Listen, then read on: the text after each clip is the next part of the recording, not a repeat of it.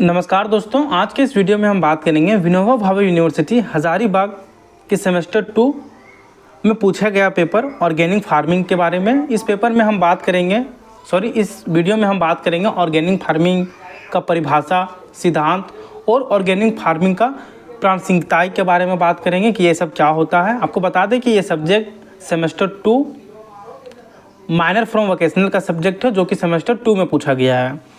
यदि आप दूसरी यूनिवर्सिटी से हैं, वीयू के छोड़ के आप झारखंड की किसी भी यूनिवर्सिटी से हैं और आप ऑर्गेनिक फार्मिंग पढ़ना चाह रहे हैं, आपका टॉपिक सेम है, तो आप इस वीडियो को देख सकते हैं अंत तक। हमने इस वीडियो में बहुत ही आसान भाषा में समझा रखा है कि ऑर्गेनिक फार्मिंग क्या होता है, ऑर्गेनिक फार्मिंग की आवश्यकता क्यों है, ऑर्गेनिक फार्मिंग के मुख्य सिद्धांत कौन कौन से हैं, ऑर्गेनिक फार्मिंग की तकनीकें क्या क्या हैं और ऑर्गेनिक फार्मिंग के लाभ क्या हैं। इन सारे पॉइंट्स पर हम चर्चा करेंगे जो आपके सिलेबस में पूछा गया है, तो आप इस वीडियो को अंत तक ज़रूर देखें। आइए हम लोग सबसे पहले बात करते हैं ऑर्गेनिक फार्मिंग होता क्या है। ऑर्गेनिक फार्मिंग एक प्राकृतिक खेती का तरीका होता है जिसमें हम लोग रासायनिक उर्वरकों और कीटनाशकों का उपयोग नहीं करते हैं। इसके जगह हम लोग प्राकृतिक तरीक़े का उपयोग करते हैं, जैसे कंपोस्ट हो गया, हरी खाद हो गया और जैविक कीटनाशकों का उपयोग किया जाता है। इसका मुख्य उद्देश्य स्वस्थ भोजन उत्पादन और पर्यावरणीय संतुलन को बनाए रखना है। यहाँ पर देख सकते हैं, यहाँ पर है स्वस्थ भोजन और पर्यावरण संतुलन को बनाए रखना इसका मुख्य उद्देश्य है।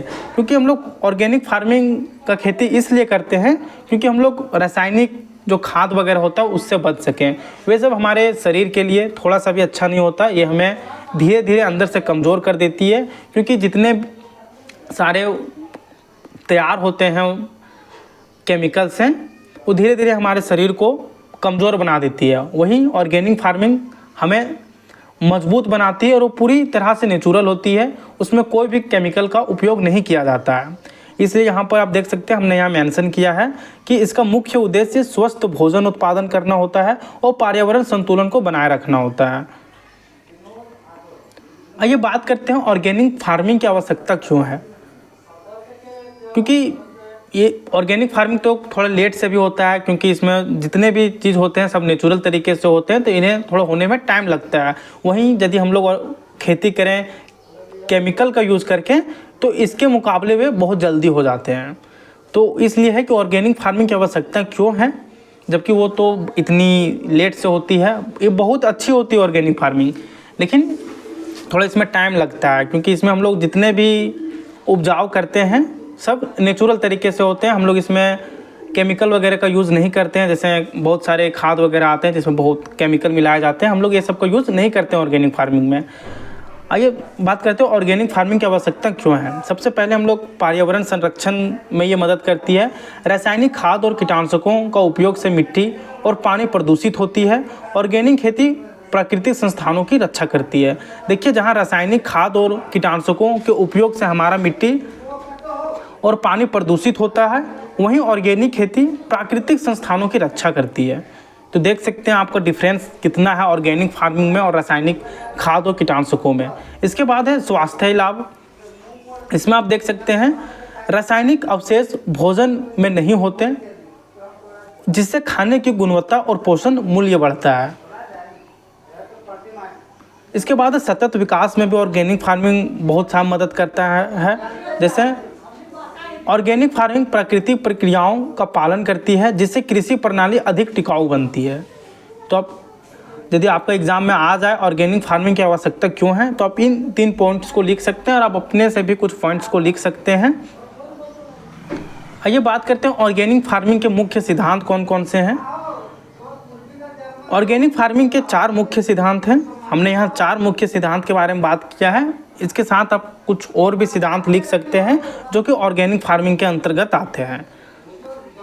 आइए हम लोग सबसे पहले पहला सिद्धांत के बारे में बात करते हैं, स्वास्थ्य का सिद्धांत। फसलों, मिट्टी, जानवरों और मानव स्वास्थ्य को प्राथमिकता दी जाती है इसमें। इसके बाद है पारिस्थितिकी का सिद्धांत, जिसमें कृषि और प्रकृति के बीच सामंजस्य बनाए रखता है ये।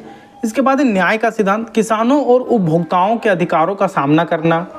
इसके बाद है देखभाल का सिद्धांत, पर्यावरणीय स्थिरता और दीर्घकालिक प्रभाव का ध्यान रखता है। आइए बात करते हैं ऑर्गेनिक फार्मिंग के तकनीकें। आपको एग्ज़ाम में 5 मार्क्स में डायरेक्ट पूछ सकते हैं कि ऑर्गेनिक फार्मिंग के तकनीकें बताइए। अब बहुत बार कमेंट आता है कि सर इसे हम लोग हिंदी में लिखें या इंग्लिश में लिखें। तो यदि आपका क्वेश्चन हिंदी इंग्लिश दोनों में है तो आप लिख सकते हैं, और जहाँ तक हम लोग का अनुभव है, यदि क्वेश्चन इंग्लिश में है तो आप उसे हिंदी में ट्रांसलेट करके भी लिख सकते हैं। लेकिन एक बार आप कॉलेज से पूछ लीजिएगा कि सर किस तरह का है, उसके बाद आप लिख सकते हैं। और हमने इसका PDF हिंदी इंग्लिश दोनों में करा रखा है, आप जिसमें भी चाहें उसमें भी लिख सकते हैं। आपको ये PDF हमारे वीडियो अपडेट्स के टेलीग्राम चैनल पे मिलेगा। टेलीग्राम चैनल का लिंक आपको डिस्क्रिप्शन बॉक्स में दिया गया है, वहाँ से आप इस PDF को डाउनलोड कर सकते हैं और पढ़ सकते हैं। इसका इंग्लिश वर्जन भी आपको मिल जाएगा वहाँ पर। और यदि आप हमारे एप्लीकेशन धनबाद मैथ्स एकेडमी को इंस्टॉल करते हैं तो वहाँ पर आपको बहुत ही सिस्टमेटिक तरीके से हिंदी इंग्लिश दोनों का PDF दिया गया है, वहाँ से भी जाके आप पढ़ सकते हैं। एप्लीकेशन का लिंक आपको डिस्क्रिप्शन बॉक्स में दिया गया है और वहाँ से जाकर डाउनलोड कर सकते हैं। आइए बात करते हैं ऑर्गेनिक फार्मिंग की तकनीकी के बारे में। सबसे पहला है कंपोजिटिंग, जैविक कचरे को सड़ाकर उर्वरक के रूप में उपयोग करना। ये सारे ऑर्गेनिक फार्मिंग के तकनीक के अंदर आते हैं। जैविक कचरे को सड़ाकर उर्वरक के रूप में उपयोग करना। उर्वरक के रूप में मतलब खाद के रूप में उपयोग करना। जो हम लोग पेस्टिसाइड दवाई वगैरह यूज़ करते हैं वे सब केमिकल में आ जाते हैं। ये सब जैविक कचरे को हम लोग जब सड़ाकर उसे फर्टाइल बनाने के लिए उपयोग करते हैं तो वो सब कंपोजिटिंग में आते हैं। इसके बाद है हरी खाद, मिट्टी की उर्वरता बढ़ाने के लिए हरे पौधों का उपयोग करें। देखिए, जहाँ हम लोग मिट्टी फसल को ज़्यादा उपजाऊ बनाने के लिए जहाँ हम लोग केमिकल का यूज़ करते हैं, वहीं यदि हम लोग हरी खाद का उपयोग करें तो इससे मिट्टी की उर्वरता बढ़ती है। और हरे पौधों का उपयोग करें जिससे मिट्टी की उर्वरता बढ़ाने के लिए मदद करती है। इसके बाद है जैविक कीटनाशक, इसमें आपका आ जाता है नीम, लहसुन और अन्य प्राकृतिक पदार्थों से कीट नियंत्रण। इसके बाद है फसल चक्रीकरण, मिट्टी की उर्वरता बनाए रखने के लिए विभिन्न फसलों का बारी बारी से उत्पादन करें। मतलब ऐसा नहीं कीजिए कि जिस खेत में आप गेहूं कर रहे हैं तो उसमें लगातार गेहूं ही बो रहे हैं, आप अलग अलग फसल को बोइए ताकि मिट्टी और फर्टाइल हो। आइए बात करते हैं ऑर्गेनिक फार्मिंग के लाभ। ऑर्गेनिक फार्मिंग के कितने लाभ हैं इन पे हम लोग चर्चा करते हैं। ऑर्गेनिक फार्मिंग का सबसे मुख्य लाभ है स्वास्थ्य और पोषक भोजन। जैसे रसायनों से मुक्त होने के कारण अधिक पोषक तत्वों से भरपूर होता है। रसायनों से मुक्त होने का मतलब है कि केमिकल वगैरह से मुक्त होने का कारण इसमें अधिक पोषक तत्वों से भरपूर होता है ये ऑर्गेनिक फार्मिंग, जिससे हमारा शरीर फिजिकली और मेंटली बहुत ही हेल्दी होता है। इसके बाद है मिट्टी की गुणवत्ता में सुधार। ऑर्गेनिक फार्मिंग से मिट्टी की संरचना और जैविक विविधता को बनाए रखता है, क्योंकि इसमें हम लोग हरी पौधों का उपयोग करते हैं और जैविक कचरों को सड़ाकर उर्वरक के रूप में उपयोग करते हैं, जिससे मिट्टी ज़्यादा उपजाऊ बन जाती है। इसके बाद है पर्यावरण संरक्षण। पर्यावरण संरक्षण में भी ऑर्गेनिक फार्मिंग का बहुत बड़ा भूमिका होता है। जैसे प्रदूषण कम होता है और जल स्रोत सुरक्षित रहता है। जल स्रोत इसलिए सुरक्षित रहता है क्योंकि जब हम लोग फसल में केमिकल यूज करते हैं तो वह कहीं ना कहीं बह के तालाब में, नदी में जाता है, जिससे पानी भी प्रदूषित होता है।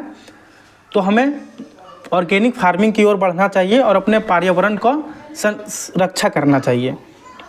इसके बाद है दोस्तों कृषि में अस्थिरता, फसलों की विविधता और दीर्घकालिक उत्पादन को बढ़ावा देता है ये। आइए देखते हैं ऑर्गेनिक फार्मिंग की चुनौतियों के बारे में, क्योंकि ये बहुत ही नेचुरल तरीके से होता है, जिसमें कई सारी चुनौतियों भी आती है। जैसे आपका हो गया कम उत्पादन, क्योंकि ये बहुत ही नेचुरल तरीके से होता है तो इसमें उत्पादन कम होता है केमिकल के मुकाबले में, लेकिन इसमें भी होता है उत्पादन, लेकिन उसके मुकाबले में कम उत्पादन होता है। तो आइए इसमें हम लोग चर्चा करते हैं। कम उत्पादन है सबसे पहला इसका चुनौती। प्रारंभ में रासायनिक खेती की तुलना में उपज कम हो सकती है। देख सकते हैं रासायनिक खेती के तुलना में उपज कम हो सकती है, लेकिन ये हमारे शरीर के लिए बहुत ही लाभदायक होता है। इसलिए हमें ऑर्गेनिक फार्मिंग से हुए फल और सब्जी का उपयोग करना चाहिए। इसके बाद उच्च लागत, जैविक तरीकों और संस्थानों की कीमत अधिक होती है। इसके बाद है मार्केटिंग और सर्टिफिकेशन। जैविक उत्पादों का प्रमाणीकरण मुश्किल और महंगा हो सकता है। हम लोग ऑर्गेनिक फार्मिंग करें तो इसमें आपको फसल को तैयार करने में रासायनिक खेती से ज़्यादा महंगा पड़ सकता है और इसका प्रमाणीकरण मुश्किल और महंगा तरीके से होता है। इसके बाद है तकनीकी ज्ञान की कमी। किसानों में ऑर्गेनिक खेती के बारे में जागरूकता की कमी होती है, क्योंकि बहुत सारे किसान ऐसे होते हैं कि उन्हें पता नहीं होता है कि हम पूरी तरह से ऑर्गेनिक फार्मिंग कैसे करें, तो उनमें थोड़ा जागरूकता की कमी होती है। ये सारी चुनौतियां हैं ऑर्गेनिक फार्मिंग की। आइए बात करते हैं ऑर्गेनिक और प्रारंभिक खेती में अंतर। रासायनिक उपयोग। प्रारंभिक खेती में रासायनिक उर्वरक, जबकि ऑर्गेनिक में जैविक खाद होता है। देखिए, आपको हो सकता है कि डिफरेंस करने के लिए आ जाए ऑर्गेनिक और प्रारंभिक खेती में आप अंतर बताइए, तो आप यहाँ पे देख सकते हैं। सबसे पहला तो है रासायनिक उपयोग। प्रारंभिक खेती में रासायनिक उर्वरक होता है, जबकि ऑर्गेनिक में जैविक खाद होता है। जैविक खाद में सड़े हुए कचड़े वगैरह से जो उर्वरक बनता है वो बहुत ही फर्टाइल होता है। उसे यदि हम अपने खेत में जाके रख दें तो मिट्टी पूरी तरह से फर्टाइल हो जाता है रासायनिक उर्वरक के मुकाबले।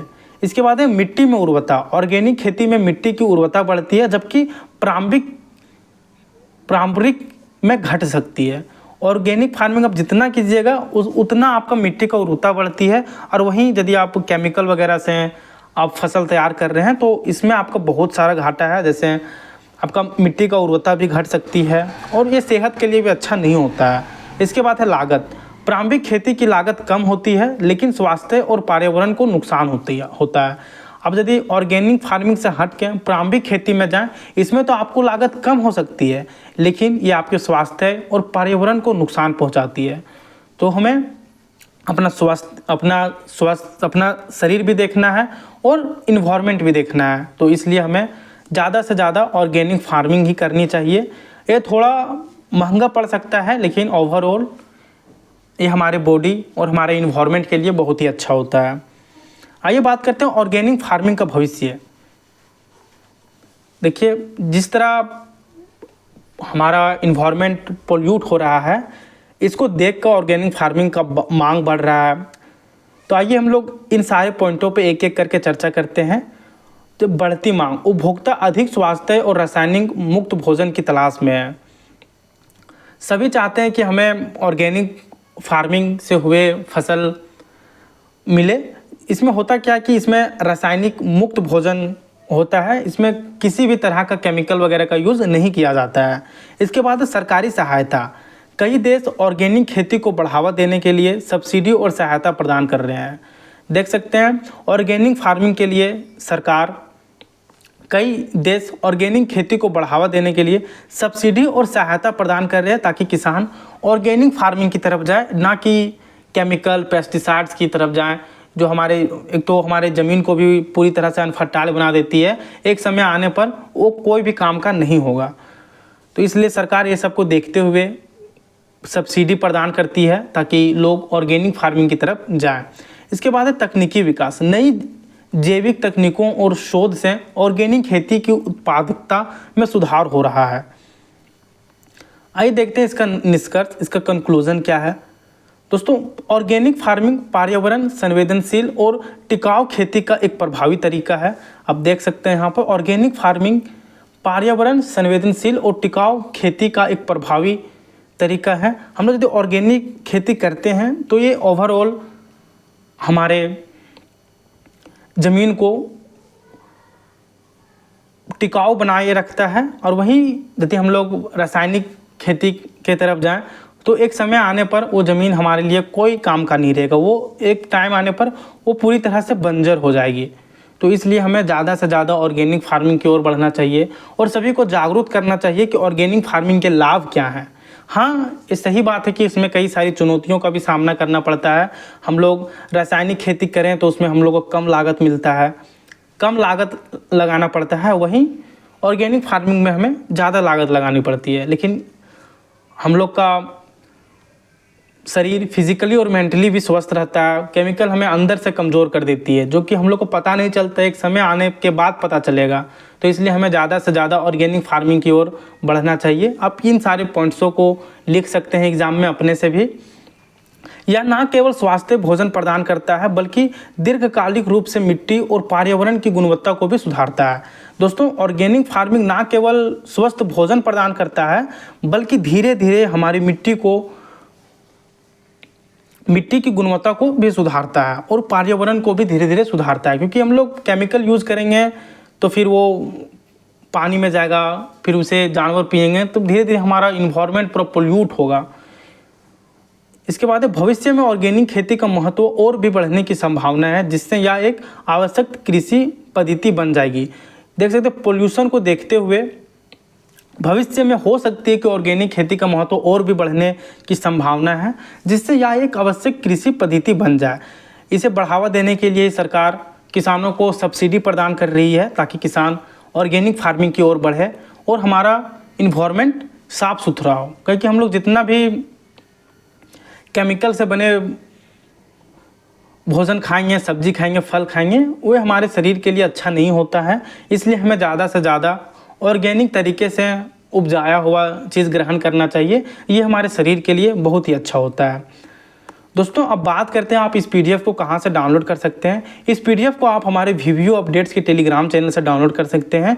वहाँ पे आपको ये PDF मिल जाएगा। वहाँ से जाके इस PDF को और अच्छे तरीके से पढ़ सकते हैं और अपना पॉइंट भी ऐड कर सकते हैं उसमें। टेलीग्राम चैनल का लिंक आपको डिस्क्रिप्शन बॉक्स में मिल जाएगा। दोस्तों, आपको बता दें कि यदि अभी तक आपने धनबाद मैथ्स एकेडमी एप्लीकेशन को इंस्टॉल नहीं किया है, तो डिस्क्रिप्शन बॉक्स में आपको लिंक मिल जाएगा, वहाँ से जाके इंस्टॉल कर लीजिए।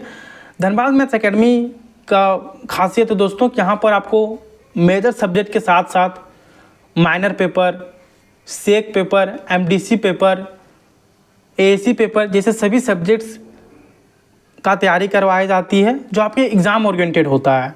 क्योंकि आप देख सकते हैं सेमेस्टर 1 में कितने सारे स्टूडेंट्स प्रमोटेड हुए, उन्हें स्टडी मटेरियल नहीं मिल पाया।